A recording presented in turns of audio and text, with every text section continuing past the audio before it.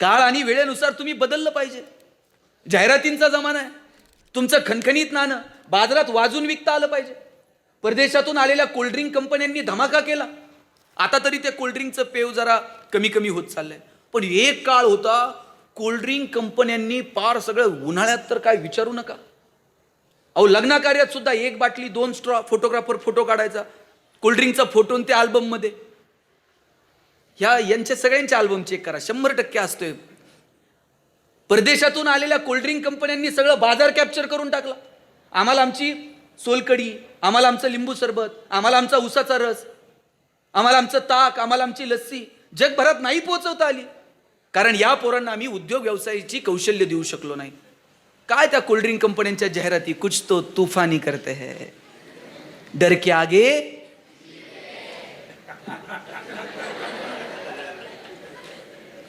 हे कुणी मॅडमने शिकवलं का तुम्हाला? हे पाठ करायला सांगितलं होतं का? एखादी कविता म्हणा म्हटलं तर शाळेतली लवकर आठवत नाही, पण जाहिराती मात्र आमच्या पाठ आहेत. 30 सेकंदात त्यांना त्यांचं प्रोडक्ट पोरांपर्यंत पोहोचवायचं आहे. या सगळ्या पोरांपर्यंत त्यांनी त्यांचं प्रोडक्ट 5-10 सेकंदामध्ये पोहोचून टाकलंय. हे कौशल्य आहेत साहेब. हे कौशल्य पोरांना आली पाहिजेत. एक काळ होता, रविवारी मराठी पिक्चर लागायचा 4 वाजता. धूमधडाका, थरथराट, लक्ष्मीकांत बेर्डे, अशोक सराफ, मध्येच महेश कोठारे यायचा, ओ डॅमेट असं हातावर हात मारून म्हणायचं. आणि मध्ये एक जाहिरात लागायची, लाईफ बॉय है जहा. तुम्हाला आठवते का? लाईफ बॉय है जहा. हा, हे बघा, यांची सगळ्यांची पाठ आहे. आम्ही पण लहान होतो, आमच्याही जाहिराती पाठ होत्या. लाईफ बॉय है जहा तंदुरुस्ती है वहा. आणि त्या लाईफ बॉयच्या जाहिरातीमध्ये फुटबॉल खेळणारी पोरं दाखवलेली होती. भारतात कधीतरी साहेब फुटबॉलची क्रेज होती का? क्रिकेटची क्रेज होती. पण लाईफ बॉयनं फुटबॉल खेळणारी पोरं जाहिरातीत दाखवली होती. पण लाईफ बॉयचा जमाना होता, मोनोपोली होती. लाईफ बॉयनं काही जाहिरातीत दाखवलं तरी बघावं लागायचं, एवढं मार्केट लाईफ बॉयचं होतं. लोक दुकानात जाऊन साबण द्या नव्हती म्हणत, लाईफ बॉय द्या म्हणायची. त्यानंतर लक्स मार्केटमध्ये आला. राजा हिंदुस्तानी पिक्चर आलेला. करिश्मा कपूर एकदम फॉर्ममध्ये होती. लक्सनं करिश्माला ब्रँड अँबॅसेडर करून टाकलं. इकडं लक्सची ब्रँड अँबॅसेडर करिश्मा झाल्यावर फुटबॉल खेळणाऱ्या पोरांकडे कोण बघतंय का? लक्सचा जमाना आला. लाईफ बॉयला कळालं मार्केटमध्ये जर टिकायचं असेल तर लाल रंगाचा ठोकळा साबण उपयोगाचा, आपण पण गुळगुळीत साबण आणला पाहिजे. लाईफ बॉयनं लाईफ बॉय गोल्ड नावाचा साबण बाजारात आणला. आणि जाहिरात कोण करत होतं? कॉलेजचा एक मुलगा आणि मुलगी. मुलगी रागात उतरते, निघून जाते. मुलगा विचारतो काय झालं? ती म्हणते पसीने की बदबू से परेशान. पोरगा घरी जातो, लाईफ बॉय गोल्ड आंघोळ करून येतो. लाईफ बॉयला कळलं करिश्माच्या कॉम्पिटिशनला कॉलेजची पोरपुरी दाखवली पाहिजे. मागच्या 2 वर्षामध्ये एक तरी साबण जाहिरात करत होता का? आमचा साबण सुगंधी आहे, आमचा साबण वापरल्यावर तुम्ही गोरे व्हाल. एकही साबण कोरोनाच्या काळात कुणाला गोरं व्हायचं पडलं होतं? प्रत्येक साबण एकच जाहिरात करत होता, 99.9% कीटाणू से मुक्ती. कळालं जाहिरात कंपन्यांना, आता गोरं बिरं दाखवायचा उपयोग नाही. मला मोतीचं तर अजून कळलेलं नाही साहेब. वर्षभर कुठं असतंय कुणास ठाऊक? ते दिवाळीलाच येत आहे. उठा उठा,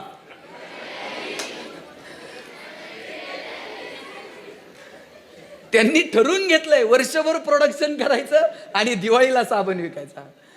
मार्केट 1 महिन्यात कॅप्चर करतात. हे बदलते ट्रेंड आम्ही पोरांसमोर सांगायला नको का? या पोरांना आठवड्यातनं एखादं अवांतर पुस्तक वाचायला सांगा. ग्रंथालयाचे टीचर कोण आहेत काही? ते ग्रंथालयाच्या मॅडमनी ना पोरांच्या वाचनावर भर दिला पाहिजे.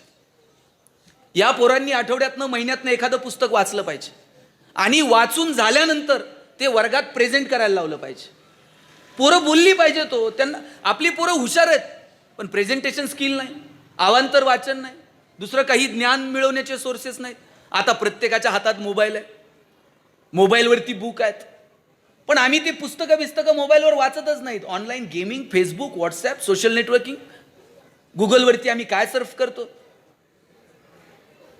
2-2, 2.5 वर्षाच्या पोरांच्या हातात आम्ही मोबाईल देऊन टाकले. आणि बाप असं कौतुकानं सांगतंय ना, मला कळत नाही ते त्याला कळतंय म्हणतंय मोबाईल. पोरं मैदानावर खेळत नाहीत साहेब.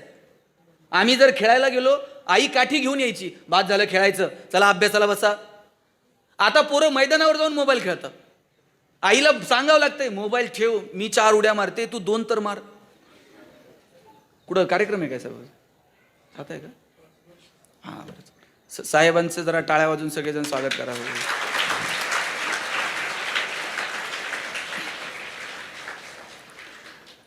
आम्ही किती पोरांनी मोबाईल वापरला पाहिजे, किती तिथपर्यंत पोहोचलं पाहिजे, आई वडिलांनी त्याचं प्लॅनिंग केलं पाहिजे. मोबाईल लगेच तुम्ही घरी गेल्या गेल्या काठी घेऊन मागं लागू नका, मोबाईल ठेव. आता लगेचच्या लगेच ते पोरगं ठेवत नसतंय. मोबाईल हातातून काढून घेत असताना त्याच्या हातात आम्हाला काय देता येईल, एखादं पुस्तक, एखादं खेळणं, काही क्रिएटिव्ह खेळणी तयार करता येतील का की ज्याच्यात मुलं रमतील. मला वाटतं या संदर्भानं आपण सगळ्यांनी विचार केला पाहिजे.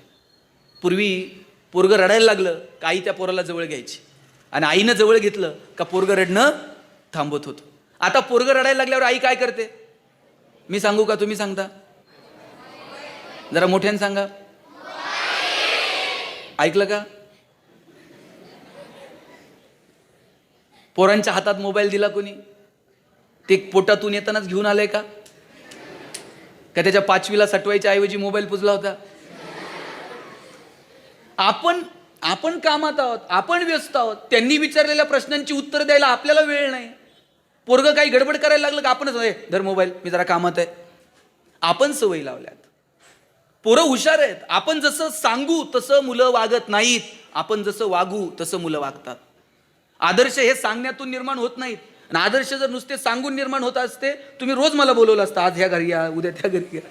आदर्श हे सांगून नाही निर्माण होत, आदर्श हे वागून निर्माण होतात.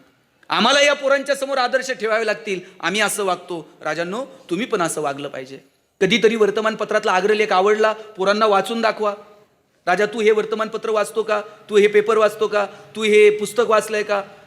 कधीतरी पोरांना चांगल्या चित्रपटांना घेऊन जा, चांगल्या नाटकांना घेऊन जा. कधीतरी पोरांना चांगली पुस्तकं भेट द्या, चांगल्या माणसांसोबत त्यांच्या गाठीबिटी घालून द्या. लेकरांचा सर्वांगीण विकास आम्हाला साधता येईल का? मित्रांनो यासाठी प्रयत्न करा. मला आपला जास्त वेळ घ्यायचा नाहीये, पण 2 गोष्टी सांगून मी थांबणार आहे. या मुलांना काय द्यायचं, या मुलांचं भविष्य कुठे पाहायचं, या मुलांना काय स्वप्न दाखवायची आणि त्या स्वप्नांच्या दिशेनं प्रवास कसा करायचा, याचं प्लॅनिंग आई वडील म्हणून आपण केलं पाहिजे, पालक शिक्षक म्हणून आपण केलं पाहिजे. आणि सगळ्या मुलींना सांगतो, शिक्षण सोडून तुमच्यासमोर दुसरा पर्याय आजच्या मितीला उपलब्ध नाही. शिक्षणाकडं थोडंसं गांभीर्यानं बघा. या मुलींचं जगणं जर आशिष तुम्हाला शोधायचं असेल ना, ते गृहपाठाच्या वह्यात सापडत नाही. या पोरांचं जगणं जर शोधायचं असेल ना, वर्गपाठाच्या वह्यांची मागची पानं बघायची. मेहंदीचं डिझाईन काढलेलं असतंय, रांगोळीचं डिझाईन काढलेलं असतंय. पोरांनी तर काय काय लिहून पुन्हा पुन्हा खुडून पुन्हा पुन्हा लिहिलेलं असतंय. एका बेंचवर किती जण बसतात रे? 2 जण. आम्ही 3-3 जण बसायचो. कर्कटकनं रेष मारून अशी जागा वाटून घेता की नाही? तुझा हात इकडं का आला, तुझं दप्तर तिकडं का गेलं. आमच्या बाईंनी मला शेवटच्या दिवशी उभं केलं आणि म्हटलं बेंच इथंच राहतो, तुला फक्त वर्ग सोडून जायचं. हा माईक खूप चांगला आहे, मला घरी घेऊन जाता येईल का?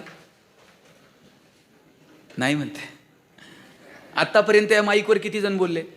हजारो लोक बोलले असतील. अजून 5 मिनिट मी बोलेल, उद्या परत कुणीतरी या माईकवरती बोलून जाईल. तुम्ही ज्या जागेवरती बसलायत इथं अनेक लोक बसून गेलेत. साहेब आपण कुणीच मालक नाही होत, आपण विश्वस्त आहोत. सांभाळायचं, पुढच्या पिढ्यांच्या हवाली करायचं आणि तिकीट काढून निघून जायचं. इतका साधा सरळ आणि सोपा अर्थ या जगण्याचा आहे. त्यामुळं कशाचाही अहंकार न बाळगता जगणं सुंदर होईल का, मला वाटतं याचा विचार करा.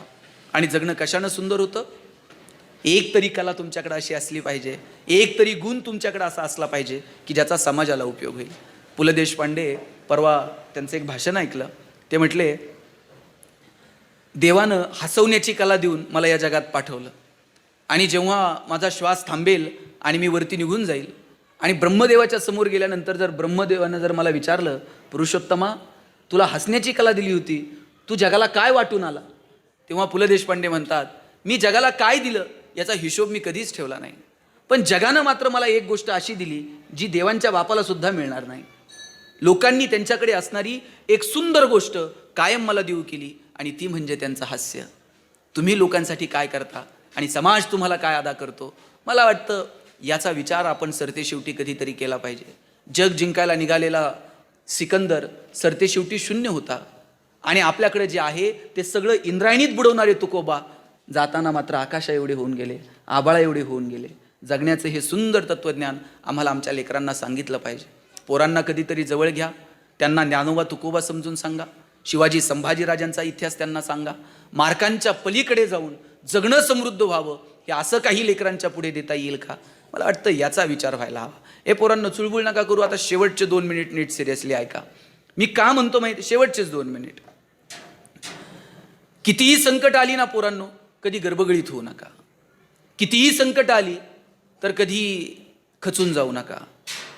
शिवाजी महाराजांनी एवढे किल्ले मिळवले, स्वराज्य निर्माण केलं, आणि एक वेळ आली मिळवलेले सगळे किल्ले 23 किल्ले स्वराज्यातले मिर्झाराजेंना द्यावे लागले. एवढं मोठं संकट होतं. एखादा राजा म्हटला असता 23 किल्ले दिले, आता राहिलं काय? पण शिवाजीराजे खचून जात नाहीत. औरंगजेबाला भेटायला जातात. भेटायला एकटे जात नाहीत, एवढ्याशा संभाजीराजांना सोबत घेऊन जातात. मधल्या प्रवासामध्ये संभाजीराजांचं आणि शिवाजीराजांचं काही तर बोलणं झालं असेल की नाही? काय बोलले असतील शिवाजीराजे संभाजीराजांना? स्विस बँकेत आपला अकाउंट आहे, पासवर्ड सांगतो. काय बोलले काय असतील? शिवाजीराजांनी सांगितलं असेल, शंभूराजे आत्तापर्यंत तुम्ही जिंकणं बघितलं, आत्तापर्यंत तुम्ही यश बघितलं, आयुष्यातला संघर्ष सुद्धा जवळून बघा, चला आमच्या सोबत. घेऊन गेले. तिथं गेल्यानंतर औरंगजेबाने एक हत्ती संभाजीराजांना भेट दिला, आणि थोडीशी गंमत करावी म्हणून दिलेर खान म्हटला, शंभूराजे आप इतने छोटे और हाथी इतना बड़ा है, इस हाथी को आप महाराष्ट्र में कैसे ले जाओगे? एवढासा संभाजी राजा दिलेर खानाच्या डोळ्यात डोळे घालून सांगतो, ये तो जानवर है, बैठ कर जाएंगे, नहीं आया तो खींच कर ले जाएंगे, लेकिन हमारे आबा साहब ने जो आपको किले दिए हैं वो तो अभी महाराष्ट्र में है, उन्हें आप आगरा कैसे ले आओगे? एवढासा संभाजी राजा, पण माहीत होतं आत्ता तहात दिलेत आणि गेल्यावर घेऊ की परत एक एक. हे लढणं काय असतं, पेटून उठणं काय असतं ना राजांनो, हे इतिहासातनं शिकावं. रक्ताच्या थारोळ्यात कोसळलेले दत्ताजी शिंदे मानेवरती तलवारीचं टोक ठेवून विचारलं, क्यों पटेल और लढोगे? आणि त्याही अवस्थेत दत्ताजी शिंदे म्हटले, क्यों नाही, बचेंगे तो और भी लढेंगे. ही जी जगण्याची खुमखुमी आहे ना पोरांनो, ही आपल्या नसानसामध्ये असली पाहिजे.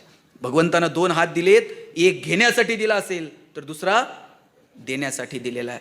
मला कौतुक वाटलं तुमचं सगळ्यांचं की तुम्ही तुमच्या कुटुंबातल्या लोकांचा स्मृतिदिन तुमचा नातेवाईक गोळा करून साजरे करू शकला असता. परंतु तुम्हाला असं वाटलं की नाही, आपण काहीतरी या समाजाचं देणं लागतो. हे समाजाचं देणं देण्यासाठी शाळेतल्या मुलामुलींना एकत्र करून काहीतरी वेगळेपण आपण केलं. मी यासाठी आपलं मनापासून कौतुक करतो. विंदा करंदीकरांची कविता आहे,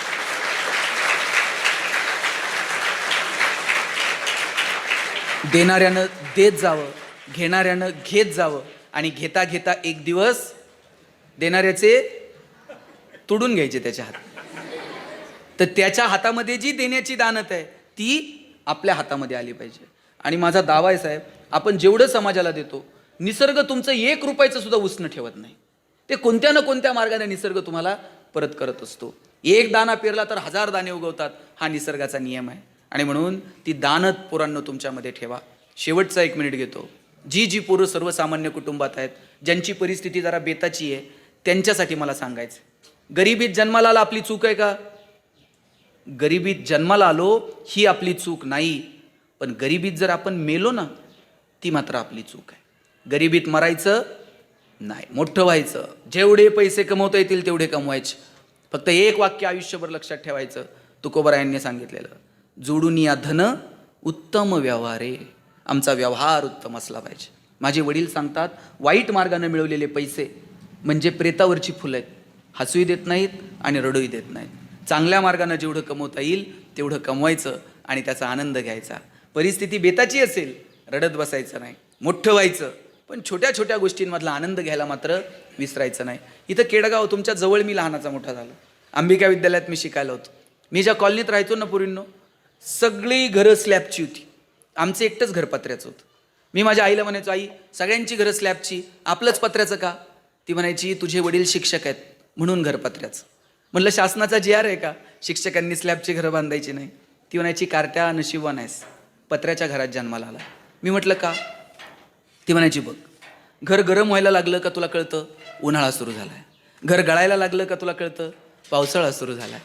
शेजारच्या स्लॅबच्या घरात उन्हाळा कळत नाही, पावसाळा कळत नाही, खास ऋतूंची ओळख व्हावी म्हणून भूगोल शिकवणाऱ्या तुझ्या बापानं असलं मॉडेल उभं केलंय म्हणायचे. पैसे नव्हते. लवंगी फटाकड्याचा पुडा जर दिवाळीला आणला ना, अख्खी लड कधी एक खटी वाजवली नाही. एक एक फटाका सुट्टा करून वाजवण्यातली मजा काय असते ती जळून अनुभवली. वडील एक चॉकलेट आणायचे, माझ्या बहिणीच्या हातात द्यायचे आणि म्हणायचे गणेशन तू अर्धा अर्ध करून खा. ताई चॉकलेटचे 2 भाग करायची, एक मोठा आणि एक. ताई चॉकलेटचा छोटा भाग स्वतःला ठेवायची, मोठा भाग मला द्यायची. चॉकलेट छोटं होतं पण आभाळा एवढा संस्कार करून गेलं. मोठ्या लोकांनी मोठ्या गोष्टी मोठ्या मनानं छोट्या लोकांना द्यायच्या असतात. मला वाटतं तीच जगण्याची प्रेरणा तुमच्यामध्ये ठेवा. मस्त राहा, हसत राहा, आनंदानं राहा आणि इतके मोठे व्हा की तुमच्या आईवडिलांना आणि आम्हाला सगळ्यांना तुमच्यासाठी टाळ्या वाजवायला लागल्या पाहिजे. तुम्हा सगळ्यांना तुमच्या भावी आयुष्यासाठी मनापासून शुभेच्छा देतो.